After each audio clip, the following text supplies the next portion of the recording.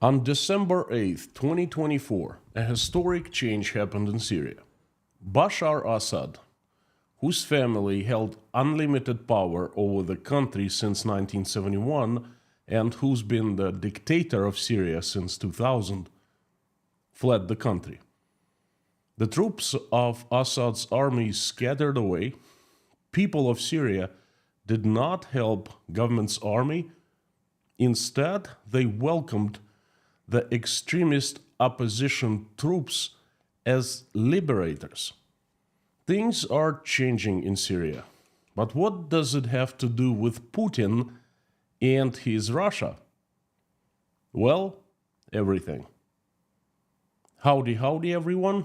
My name is Konstantin. Welcome to Inside Russia, where usual Russia is explained by the unusual Russian. As usual, you will not find here BS, lies, or propaganda. You will only find truth, common sense, and logic, and some emotions too, because I am a human being after all. Before I tell you things about Syria, I apologize for a delay. I am holding the stream at unusual time, 1 hour later, because in the past hour, there have been news coming out of Russia, breaking news. Bashar Assad and his family fled to Russia, landed in Moscow, and were granted the political asylum by the president of Russia, Vladimir Putin. So I had a little bit of time looking at this news. Now, to the message. Before I tell you things about Syria that you probably don't know at this point, I'd like to ask you a favor. Please hit the like button for this video now in advance. YouTube demonetized my channel, and now they are demoting the channel Inside Russia because it doesn't show commercials. So liking this video helps it reach more people. Thank you very much. Now I'd like to start with a few things about Syria. Just very basic. Bashar Assad was a ruthless dictator. His father, Hafez Assad, became the president by staging a military coup in 1971. He ruled Syria until the year of 2000, when he died of natural causes.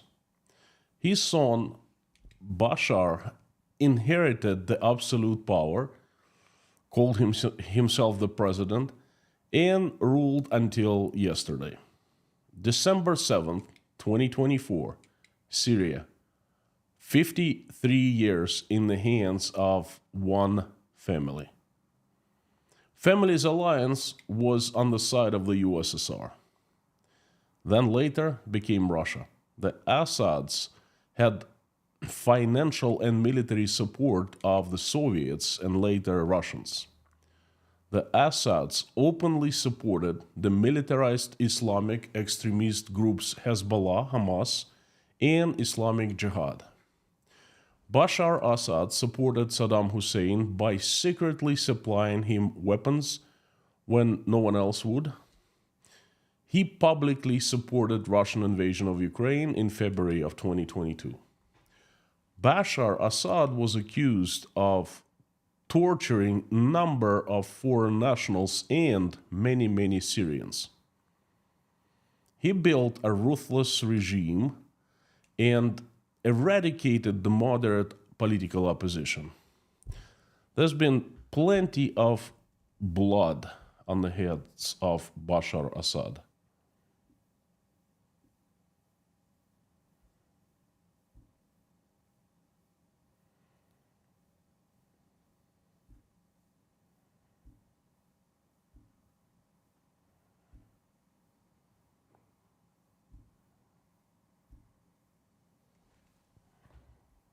It's very odd.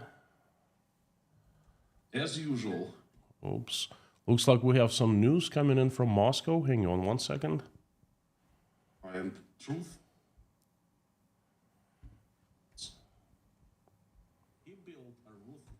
Anyway, back to the news. I'll tell you what's happening in Moscow now at the end of the live stream. He was accused of torturing of many people, and like I said, there's been plenty of blood on the hands of Bashar Assad. He was not a nice man. Well, he is not a nice man. He was not a nice president. What is his connection to Russia?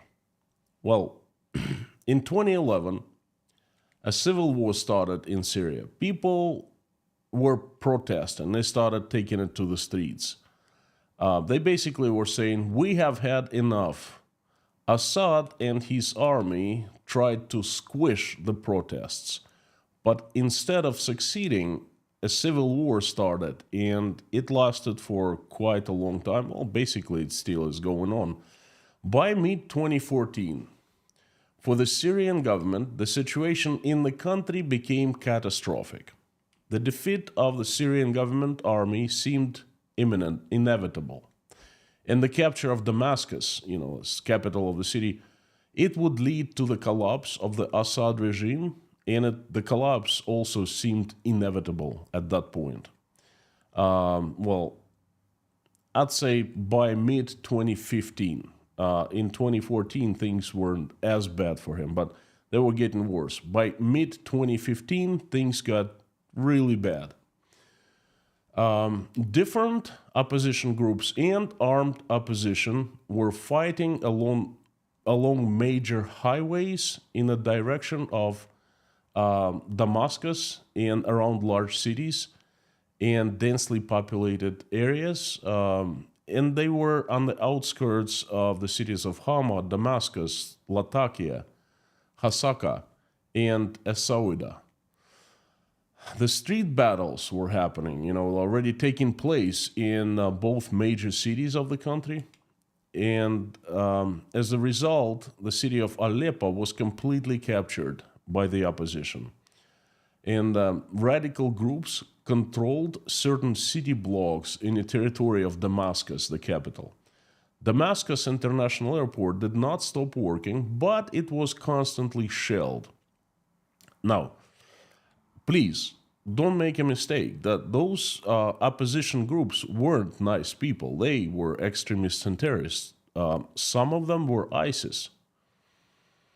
So, and it was closing in on not just ISIS, but a good part of it was ISIS. But regular people, they were supporting because they were trying to get rid of Bashar Assad. They considered those militarized groups a lesser evil. So the situation in 2015 in the summer was pretty dire. And that's when the dictator Assad begged Putin for help. And Putin came promising to defend Assad. Russian military quickly appeared in Syria out of the blue and established two military bases in Khmeimim and Tartus, two areas of Syria. Khmeimim is an Air Force base, and Tartus is a port. So a Russian fleet arrived to Tartus, and Russian warplanes came to Khmeimim. Just like that, out of the blue, Syria received a huge boost from the Russian military and started pushing all the extremist groups and the opposition back. Now, the army of Bashar Assad was still large and able. Oh, the thing is, without any support, they were scared. But once Russian military came in and started backing them up, they came to life again, came back to life. So they started pushing the opposition back.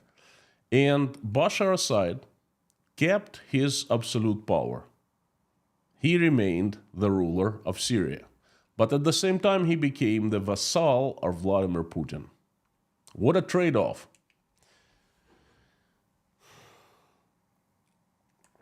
In 2018, Russian Ministry of Defense proudly bragged about helping Bashar Assad. That was one of the rare moments when the Russian Ministry of Defense actually released numbers. Well, I trust those numbers once, for a change. I quote the Ministry of Defense. By 2018, 3 years after establishing the two bases, 63,012 Russian servicemen served in Syria. Almost half of them, 25,738 people, were officers. 434 generals also participated in the operation in Syria. All commanders of military districts, combined arms armies, and Air Force and Air Defense armies, division commanders, as well as 95% of commanders of the combined arms brigades and regiments served in Syria. More than 90% of the crews of Army's aviation, Air Force, 87% of operational and tactical frontline, and 60% of long-range aviation of Russian Federation received combat experience in Syria. During the operation, 231 types of new weapons were tested. Aviation made more than 39,000 combat flights. 86 ships, 14 submarines, and 83 support vessels of the Russian Navy took part in 189 combat missions, naval combat missions. End quote.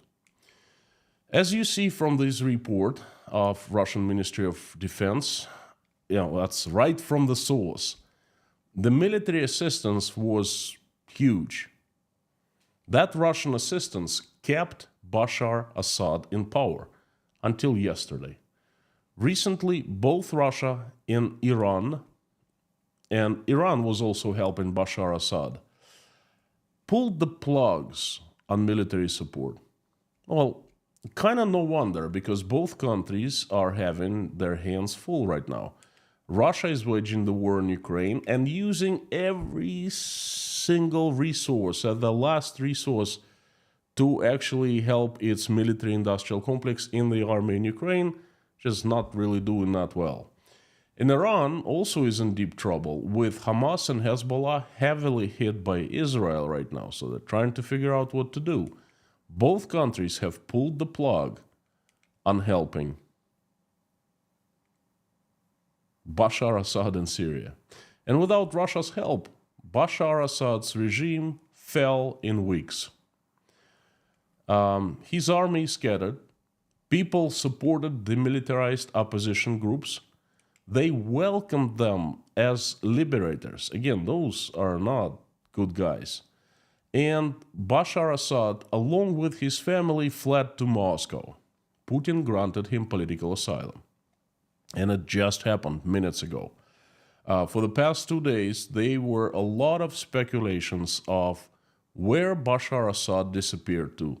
Some media even started coming out with news stories about him being shot down, flying somewhere, and Bashar Assad getting killed. So I don't like news like that. There's going to be proof. If there's no proof, it's just speculations. But, now there's proof. He's in Moscow, chilling, having a good time, talking to Putin, enjoying all the money he stole from Syrian people. Actually, his family has been stealing for the past 54 years. Now, looks like the Assad chapter in Syrian history is closed, and the new one is open. Again, now I want to tell you why Russia got involved into Syria civil war in 2015, and what Assad's fall really means for Russia, for Putin, more for Putin. There are a few reasons why Russia got involved in 2015. Number one, geopolitical influence. By supporting the Assad regime, Russia maintained strong foothold in the Middle East, in the region. It was countering Western influence and asserting itself as major global power, well, trying to assert itself. As you remember, in 2014, a very important event in the history of Russia and Ukraine happened. Russia annexed Crimea. And it fell under many sanctions from countries all over the world. And it was trying to fight back. It was trying to establish itself as a player, a big player in the geopolitics. So, and Syria was a good excuse, was a good opportunity to do that. So, number two, alliance with Iran. Russia has been friends with Iran for quite some time, and Syria served as a critical ally for Russia and its cooperation with Iran. It helped to balance against other regional powers, let's say just like Saudi Arabia. Reason number three, fighting terrorism. I give Russia credit here. It was fighting ISIS and eventually defeated ISIS. Reason number four, access to Mediterranean Sea. That's a very important reason. You see, Tartus naval base and Tartus port is in particular crucial as it provides Russia with access to the Mediterranean Sea. And it's vital for protecting its naval power in the region. Reason number five, military training. Russia had two key military bases in Syria, the Khmeimim Air Force Base and Naval Base in Tartus. And as we know from the very source, from the bragging of Ministry of Defense, over 60,000 Russian servicemen actually received combat experience in thousands, tens of thousands of missions of different kinds in Syria. And the reason number six, it's, in my opinion, it's the most important reason, but it's been overlooked. They definitely don't talk about it in the Russian media any longer. They used to in 2015. I remember quite well, okay? But no more. As if nothing happened, as if it's not the reason for Russia to be in Syria. And that reason is called natural gas.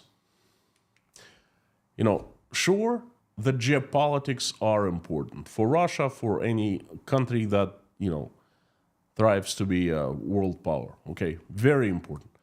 Putin wanted to reappear as a mighty political force in the world, but you see, the geopolitics need money. It needs a very strong financial foundation. Let's take the USA, for example. The country has been spreading its influence around the world in all the countries in the world for the last 60 years. It's been doing actively. But before it started spreading influence, the USA had already built a strong economy based on free markets and capitalism. No money, no geopolitical influence. All attempts are bound to be failure. Well, Syria held, I'm not saying holds, it doesn't anymore, but it did. It held a key to Russia's financial might. That key is called natural gas.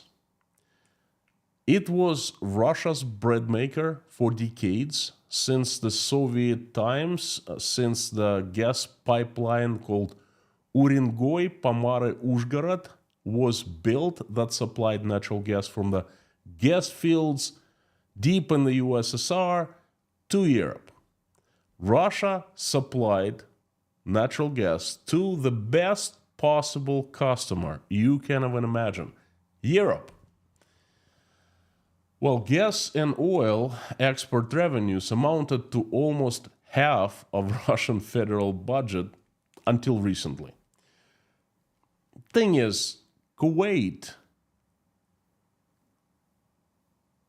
Iran, and Qatar, they're among top countries with the largest reserves. Well, actually, Qatar is it Kuwait or Qatar? One of the two. Yes, I think it's Kuwait. the largest resorts of natural gas, Iran and Qatar, are not too behind. Okay, and if you look at the map, there's a very good solution to build a pipeline to deliver gas to Turkey, through Turkey, right into Europe. And that would make these three countries, Qatar, Kuwait, and Iran, the major suppliers of natural gas to Europe. And they would sell it for less, much less than Russians were selling, because they would want to take a piece of the pie of the European market. One little obstacle: a country called Syria stands in the way.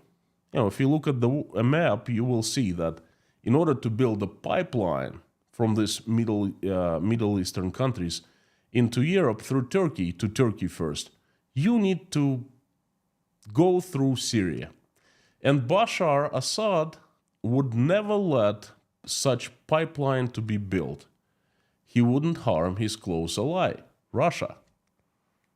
And all of a sudden, the civil war in Syria erupted. And had Bashar Assad fell, the pipeline would be built to connect Qatar, Kuwait, and Iran to Europe. Then they would start supply natural gas, and Russia's monopoly would be destroyed. And Russian military bases appeared in Syria when Bashar Assad needed help the most. Just like that. Snap of the finger. I still remember the day I turned on the news in Russia, and I saw Russian warplanes in Syria, and the news host was proudly announcing, you know what? We are helping Syria militarily now. I was thinking, hey, no one asked us, the voters, the taxpayers. That's our money. We're helping Syria, paying our money. Anyway, possible competition for Russian gas was killed even before its conception. It was killed by Russian warplanes landing in Khmeimim and Russian vessels sailing into Tartus. Okay? No pipeline. Yes, Russia was paying a lot of money for maintenance of this establishment and maintenance of these bases, somewhat close to $500 million US every year. You need lots of money to build and maintain foreign military bases. But natural gas export to Europe was bringing in way more. It was bringing in, along with oil revenue, was bringing in half of entire budget, federal budget of Russian Federation. I remember actually in 2015, political situation in Russia was different. Okay, Putin was still not as powerful as he is now. People had many more freedoms than they have right now. They actually had freedoms to talk, and some talked openly. And there was a question, why are we doing that? And a lot of officials and pundits, they were actually making excuses, explained why Russia entered Syria, okay? They were explaining that it was very important for Russia to control Syria, so the pipeline from Kuwait, Qatar, and Iran would not be built. Quite a few TV programs, quite a few political experts were discussing that. I remember quite well. But they're not doing it now. They're acting using their best policy, best tactics, as if it never happened. Now, of course, things changed in 2022. Russia started using natural gas as a geopolitical weapon. Big mistake. It stopped the supplies to Europe, of natural gas to Europe. It froze all the supplies. Well, not all, but quite a bit of supplies. It wanted to force Europe to abandon its help to Ukraine, to force Europe to do that. Russians breached their long-term contracts of gas supply, and Europe responded. It replaced Russian natural gas. It was tough in the first year and the prices skyrocketed, but Europeans did it. The Germans, the French, the Italian, everyone, they did it. And the Russia, it lost its major and the best market for natural gas. Looks like Russia has lost it for good, at least for very long time. Russia once again shot itself in the foot. We should be used to it by now, And all of a sudden, it became absolutely useless to maintain the military bases in Syria to protect from building the pipelines. Pipelines through Syria now, and it doesn't matter anymore. That $500 million is much needed in some other places, such as the military-industrial complex of Russia or the Russian armed forces. You see, Russia, once a very wealthy country with lots of reserves, has run dry of money, and now it's pinching every penny, sending it to support the war in Ukraine. One more indicator that Russia has run out of money is that it has stopped helping Syria militarily. So Putin pulled the plug on the military presence in Syria, and Bashar Assad fell. You see, in 2015, Syria became a proof of Russia returning as a force to be reckoned with on the international stage. Russia was on the rise then, although it was facing the international sanctions, still it was not a pariah. And Putin did this move to reappear as a great power. And in 2024, Bashar Assad's demise becomes a huge reputational hit to Russia. It becomes a major geopolitical strategical setback. In 2024,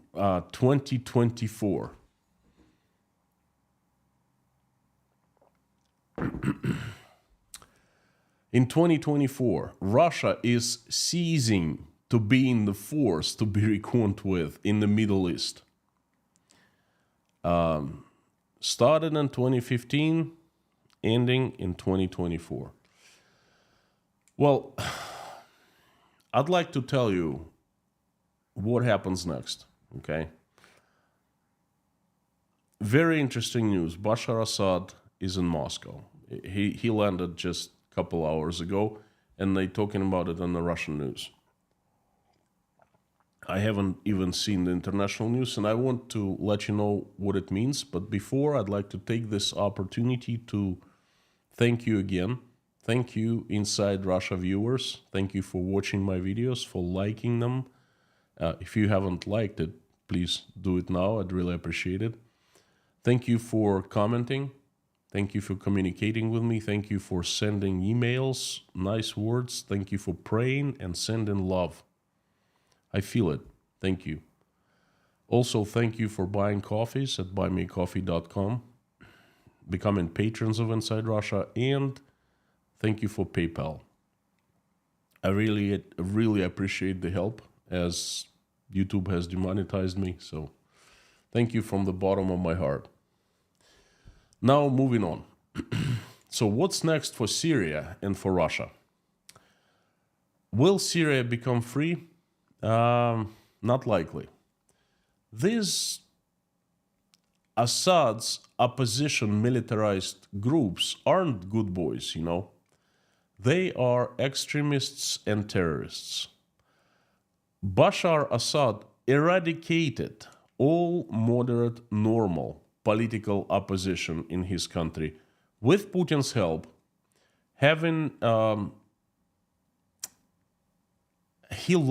he created this space for radical groups, for radical opposition to get in. Most likely, a bloody civil war will break out in Syria very soon. I wish the Syrians well, and I pray for them. What amazes me is that a lot of people in Syria know that whoever is coming to replace Assad are not good. They know that they're radicals, the extremists and terrorists, and yet they welcome them. They're so tired, they're so sick of Assad and his family that they're welcoming the terrorists. It's incredible. It's a sign of how far Bashar Assad has gone. So what's for Russia next? Well, Russian military personnel has been fleeing Syria. They fled from Tartus, taken all the ships out of the sea to the sea, and they're still present in the Khmeimim Air Force Base, but they're trying to evacuate. Well, I think that the bases will not continue being there because Russian military had weak attempts to counter the opposition. They used helicopters to shoot at these militant groups, and I think those guys will not forget, and they will not forgive what Russians just did in a couple days ago.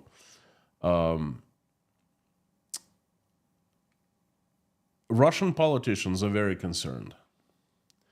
There has been a talk about what happens next, what happens to Russian military bases. Nothing is clear at this point. Whoever tells you that they know, probably not very honest with you. No one knows. We wait and see how the situation plays out. We need to see if this one group claims responsibility and accumulates power in their hands in Syria, or there are few groups, they start fighting with each other, or they won't. The situation is still developing. Anyway, what happened with Russian military is another indicator of Russia's demise. It is a slap in Russia's face. First of all, it shows us that Russia has run dry of money. That's another proof. Russia cannot afford to maintain the bases. It cannot afford helping Bashar Assad, bailing him out financially, and it just doesn't have any military capability to do so because everything that they have is being used in Ukraine.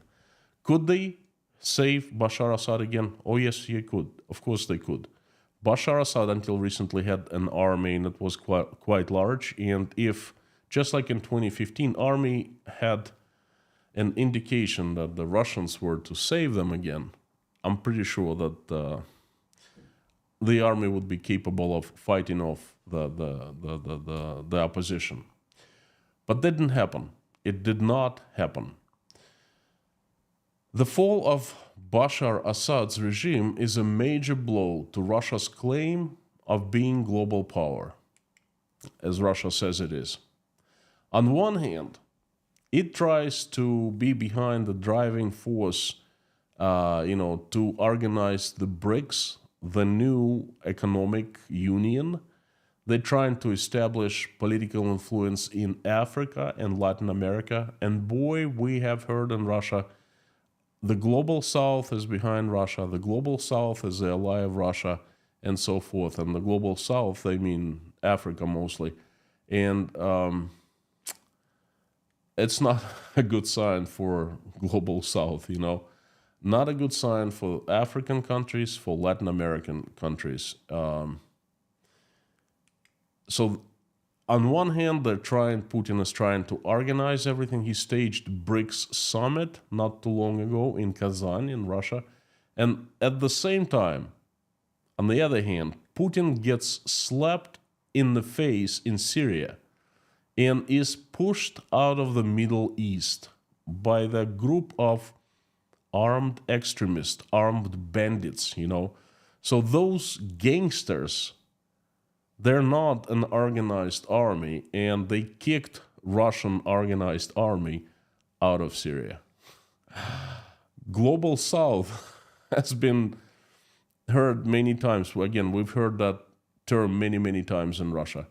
But many, including those in Africa, in the global south and Latin America, might start rethinking their ties and their reliance on Russia. They wouldn't want to make the mistake Bashar Assad did make, trusting Vladimir Putin. Now, the breaking news. As I was preparing this video, the breaking news came from Russia, from Moscow. Assad and his family landed in Moscow and have been granted the political asylum by Russian president. This is official. The statement by Russian propaganda information agency TASS, I would like to quote it. Russia has granted Syria's former president Bashar Assad and his family members asylum, a source in the Kremlin said.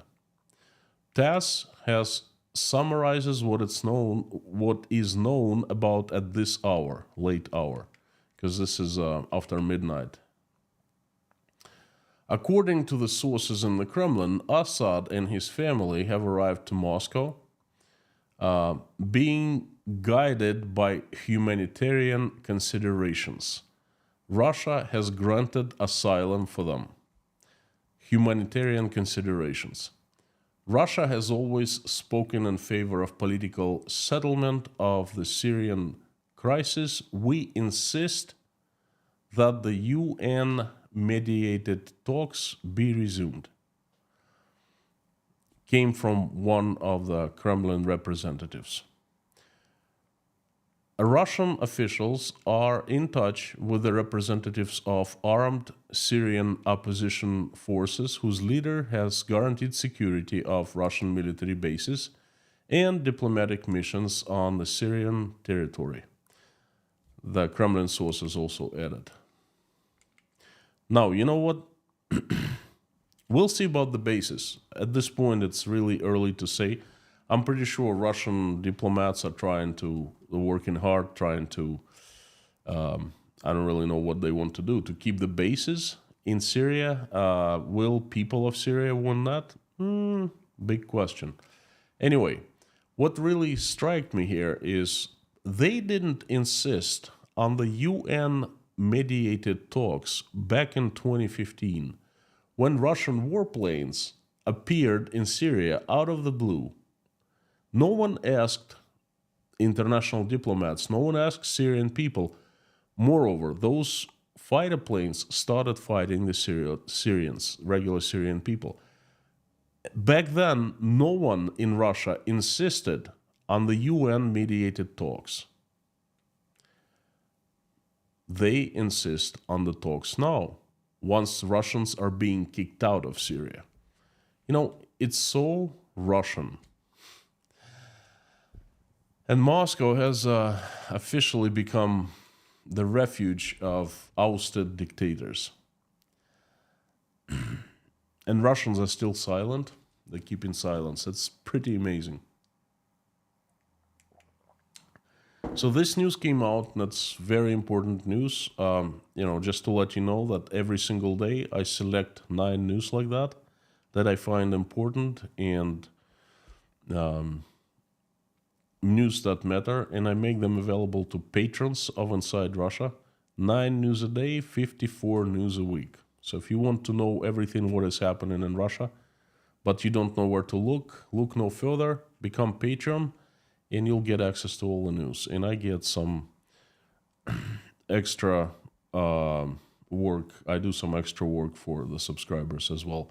There's a chat that I'm in every single day. It's like a live forum, basically, and other things too. So before I finish, I'd like to tell you one thing that I find also very important. It's a showcase of what is happening in Syria now, and I think it's just a forerunner of what's going to happen in Russia. I actually want you to hold me responsible to these words. Please mark them down. In the future, we'll get back to them. When things in Russia change. The pro-Assad newspaper called Al-Watan today has written an apology to the people of Syria. We just published the messages that were passed on to us. It turned out they were lies. The newspaper, by the way, has been published for almost 20 years. Every single day out of those 20 years, they published the news. And it's just by some kind of miracle, they just learned that those news, like trillions of them, were lies. All that time, they didn't know anything. Those poor, uninformed reporters of Syrian government, How could we know?